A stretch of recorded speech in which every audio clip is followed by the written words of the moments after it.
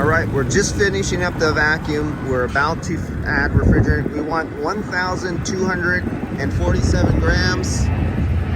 Make it 1,250 grams. Round it off. All right, on a system this big, 2 grams ain't gonna make a difference. So let's get we timed out here, battery saving mode. So we're pulling our vacuum. We're gonna add all the refrigerant liquid in the high side right here. We got our vacuum down right now, as you can see. And we're basically zeroed out. There's a little wind here, as you can see, there's a little wind. So it messes up about 10 grams on my scale there. But we're gonna 1,250 grams. So I'm closed on the low side. Let's close the vacuum. 1,240 grams.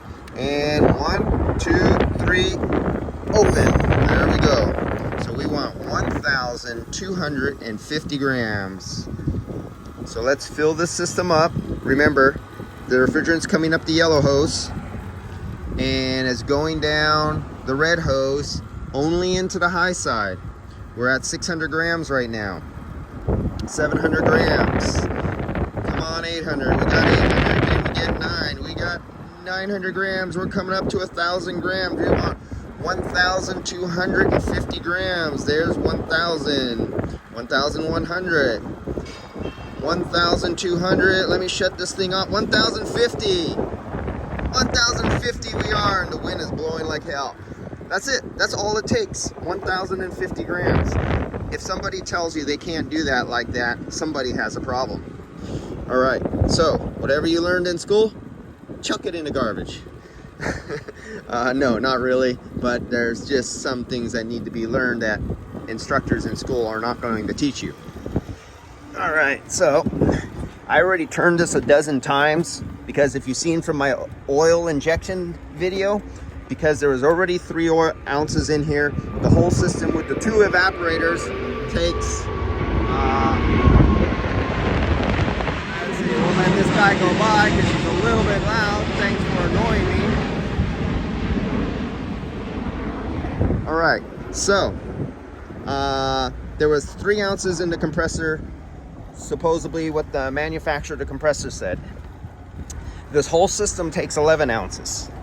So I put about 5 ounces on the low side. He did not follow instructions and put it into accumulator. So I injected the other 3 ounces on the high side, and that'll be injected right out. It'll go through the evaporator, through the orifice tube, through the rear expansion valve, and make it back to the evaporator really rapidly.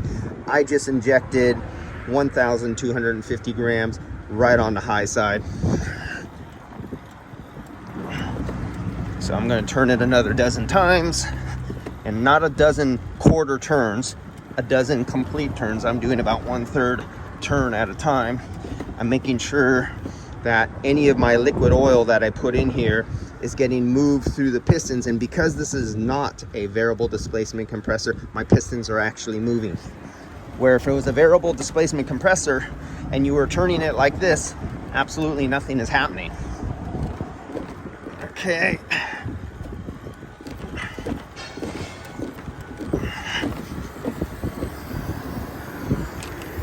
Why do I hear a leak?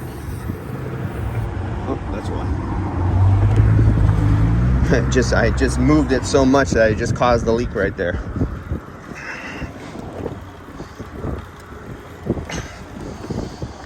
Okay, so we did that. Let's plug it in.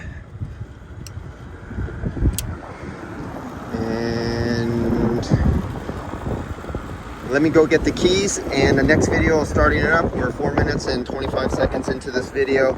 I'll go get the keys and get ready to start this thing up, and I'll go get the iPad, and we'll look at this on an iPad from inside the front seat.